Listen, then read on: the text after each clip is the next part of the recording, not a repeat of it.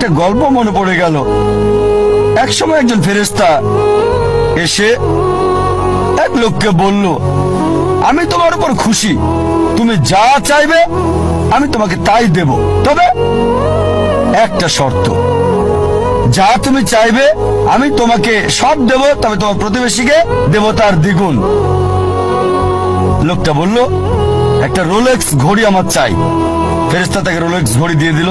প্রতিবেশী দুটো রোলেক্স ঘড়ি পেল। লোকটি বলল, একটা মার্সিডিজ গাড়ি আমার চাই। ফেরেশতা তাকে মার্সিডিজ গাড়ি দিল। প্রতিবেশীকে দুটো মার্সিডিজ দিল।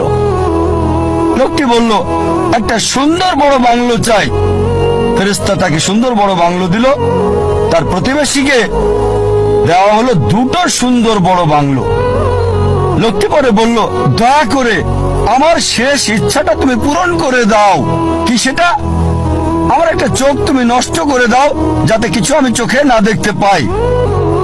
চিন্তা করেন, সে তার নিজের চেয়ে প্রতিবেশীকে নিয়ে বেশি ব্যস্ত। তার জীবন সহজ কিন্তু জটিল সেটা ভাবছে না সে। প্রাচুর্য কি দারিদ্রতা যাই থাকুক, সে বেশি চিন্তিত তার প্রতিবেশীর চেয়ে ভালো জীবন যাপন করা নিয়ে।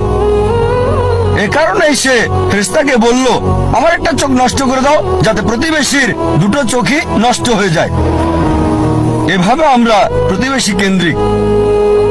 নিজে সুখী কিনা ভাবছে না, দেখতে পারবে কিনা সেটা ব্যাপার না,